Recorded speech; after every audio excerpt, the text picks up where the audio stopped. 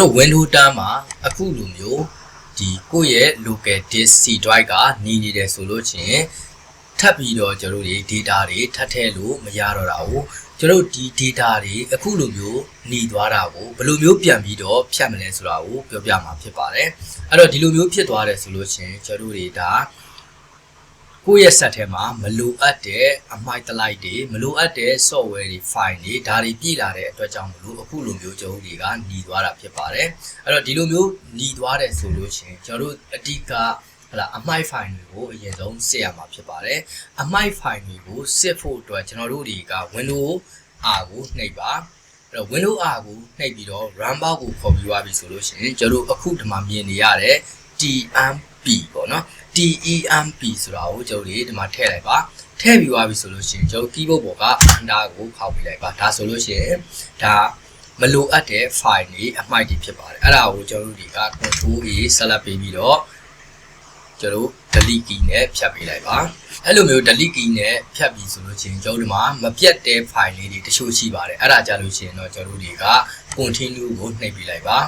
ပြီးလို့ရှိရင်တော့ဒီမှာအမှန်ကျစ်လေးချစ်ပေးလိုက်ပါเนาะဒီနေရာမှာအမှန်ကျစ်ကိုချစ်ပေးပါချစ်ပေးပြီးသွားပြီဆိုလို့ရှိရင်ဒီမှာ skip နဲ့ကြော်ပေးလိုက်ပါပြီးရင်တော့ကျွန်တော်တို့တွေက order F4 လေးကိုနှိပ်ပြီးတော့ဒီ file ကိုကျွန်တော်တို့တွေကပိတ်လိုက်လို့ရပါတယ်ပြီးပြီဆိုလို့ရှိရင်ကျွန်တော် Windows R run bar ကိုထပ်ပြီးတော့ခေါ်ပါပြီးရင်တော့နောက်ထပ် percentage ထည့်ပြီးတော့ TEMP ပေါ့เนาะပြီးလို့ရှိရင်နောက်က percentage ထပ်ထည့်ပြီးတော့ကျွန်တော်တို့တွေက under ခောက်ပေးရမှာဖြစ်ပါတယ်အဲ့တော့ဒါဆိုလို့ရှိရင်ဒါကျွန်တော်သုံးထားတဲ့အမှိုက်တွေဖြစ်ပါတယ်เนาะလက်ရှိကျွန်တော်သုံးထားတဲ့အမှိုက်တွေဖြစ်ပါတယ်အဲ့ဒါကိုကျွန်တော်တို့တွေက control A နဲ့ select ပေးလိုက်ပါ control A နဲ့ select ပေးပြီးသွားပြီဆိုလို့ရှိရင်ကျွန်တော်တွေက delete ပေါ့เนาะပြန်ပြီးတော့ select ပေးပါမယ်ပြီးလို့ရှိရင် delete ကိုနှိပ်ပါမယ်အဲ့တော့ချစ်နဲ့ delete နဲ့တွဲနှိပ်ရတာဖြစ်အဲ့တော့ဒါဆိုလို့ရှိရင်ကျွန်တော်တွေဖြတ်မရတဲ့ file တွေပေါ့เนาะအဲ့လိုဖြတ်မရတဲ့ file တွေဆိုရင်ပြဿနာမရှိဘူးဒီမှာအမှန်ချစ်ကလေးချစ်ပေးလိုက်အမှန်ချစ်ချစ်ပြီးသွားရင် skin နဲ့ကြော်လိုက်ပါ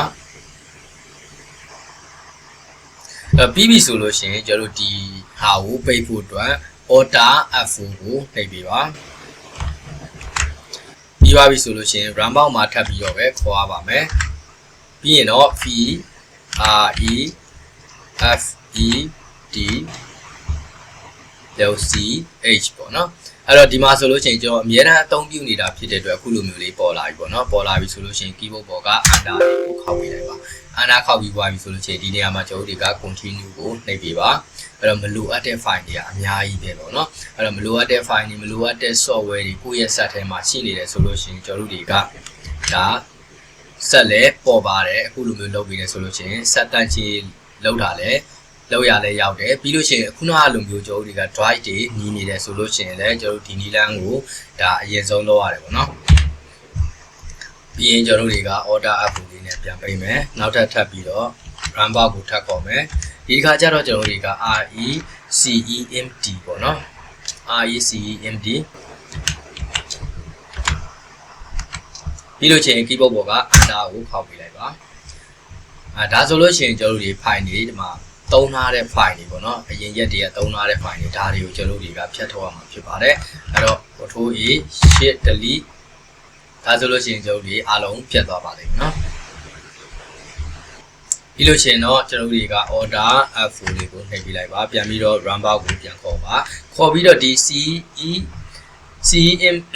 RECEMD ပေါ့နော်ဒီကောင်ပဲပြန်ပြီးတော့ under ခောက်ပေးလိုက်ဒါဆိုလို့ရှိရင်လုံးဝမရှိတော့ဘူးပေါ့နော်လုံးဝမရှိတော့ဘူးဖြစ်ပါတယ်အဲ့တော့ကျွန်တော်ပြန်ပိတ်လိုက်ပါမယ်ပိတ်ပြီးတော့ကျွန်တော်တို့တွေကဒီမှာ disk PC ပေါ့နော် disk PC ကိုနှိပ်ပေးပါမယ်အခုချိန်ဒီကျွန်တော်တို့တွေကအဝါတော့ဒီအနီတော့မပြောက်သေးဘူးပေါ့နော်အနီမပြောက်သေးဘူးမပြောက်သေးတာဖြစ်တဲ့အတွက်ကျွန်တော်တို့ဒီမှာ white click ထောက်မယ် white click ထောက်ပြီးတော့ကျွန်တော်ဒီအောက်မှာရှိတဲ့ property ကိုတစ်ချက်နှိပ်ပေးမယ် property ကိုနှိပ်ပြီးသွားပြီဆိုလို့ရှိရင်ကျွန်တော်တို့ကဒီမှာ disk clean up ပေါ့နော် disk clean up ဆိုတာလေးကိုကျွန်တော်တစ်ချက်နှိပ်ပေးလိုက်ပါမယ်နှိပ်ပေးလိုက်ပြီးသွားပြီဆိုလို့ရှိရင်ကျွန်တော်တို့ဒီမှာအဲ့တော့တလားဒီမှာဒီ file တွေပေါ့နော် recycle bin တို့ကျွန်တော်ဒီမှာ file တွေဒီ PDF file ပေါ့နော်ဒါတွေကိုကျွန်တော်တို့တွေတောင်းကူမဲ့ file တွေအဲ့တော့ဒီဟာတွေကိုကျွန်တော်အမှန်ချစ်ပေးလိုက်ချစ်ပေးပြီးသွားပြီဆိုလို့ချင်းဒီမှာ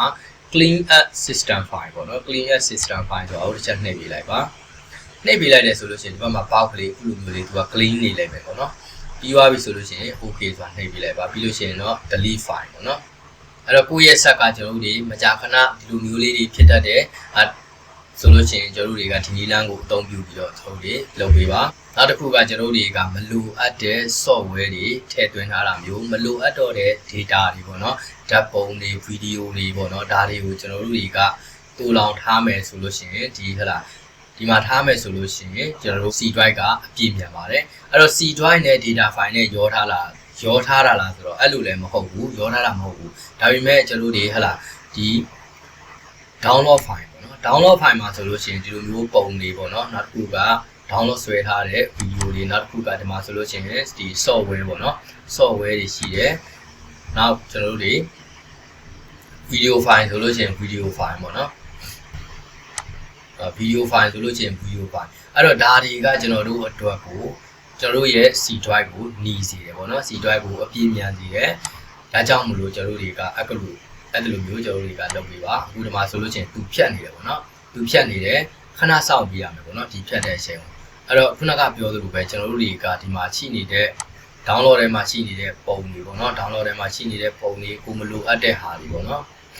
ဗီဒီယိုဆိုလဲဒီမှာဗီဒီယိုတွေပေါ့နော်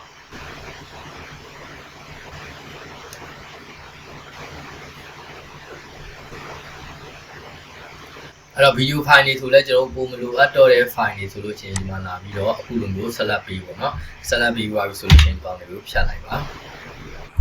ပြီးလို့ချင်းတစ်ခါ recycle bin ကိုပြန်ပြီးတော့ကျွန်တော်တို့တွေက recycle bin ထဲမှာရှိတဲ့ဟာတွေကိုပြန်ပြီးတော့ဖြတ်ထုတ်ပေးပါပြီးသွားပြီဆိုလို့ချင်းတော့ကျွန်တော်တို့တွေပြန်ပြီးတော့ကြည့်ပါမယ်ကြည့်ပြီးသွားပြီဆိုလို့ချင်းကျွန်တော်တို့ restart ချမယ်ပေါ့နော်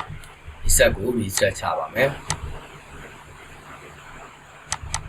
โอเคเนาะဒါဆိုလို့ရှိရင်တော့ပြန်အောင်လေးဖြစ်သွားပြီအဲ့လိုပြန်အောင်လေးဖြစ်သွားပြီဆိုတော့ဒါ data တွေကပြည့်နေတဲ့အတွက်ကြောင့်မို့လို့ဒါหนีသွားတာပေါ့เนาะအဲ့လိုမျိုးหนีသွားတယ်ဆိုလို့ရှိရင် white click ထောက်ပြီးတော့ disk မှာ property ကနေပြီးတော့ကျွန်တော်တို့ disk clean up ပေါ့เนาะအဲ့ကောင်ကနေသွားပြီးပြီဆိုလို့ရှိရင်ကျွန်တော်တို့ဒီမှာအမှန်လေးတွေ ship ပေါ့เนาะအမိုက်တွေလည်းရှင်းအပြင်မှာလည်းရှင်းပြီးလို့ရှိရင်အထဲမှာလည်း system file တွေကိုရှင်းပေါ့เนาะ system file တွေကိုရှင်းပြီးလို့ရှိရင်အားလုံးပြီးပြီဆိုတာနဲ့ကျွန်တော်တို့တွေက set ကို restart ချပေးလိုက်เนาะset ကို reset ချပေးလိုက်ဒါဆိုလို့ရှိရင်တော့အခုလိုမျိုးပြာအောင်လေးပြန်ပြီးတော့ဖြစ်သွားလိမ့်မယ် window လည်းပေါ့ပါသွားလိမ့်မယ်ခင်ဗျာเนาะဟုတ်ကဲ့ပါကျွန်တော်ရဲ့ဗီဒီယိုတွေကိုကြည့်ရှုပေးတဲ့အတွက်အားလုံးကိုကျေးဇူးတင်ပါတယ်အဲ့တော့ကျွန်တော်ကတော့ reset ချဖို့အတွက်ကို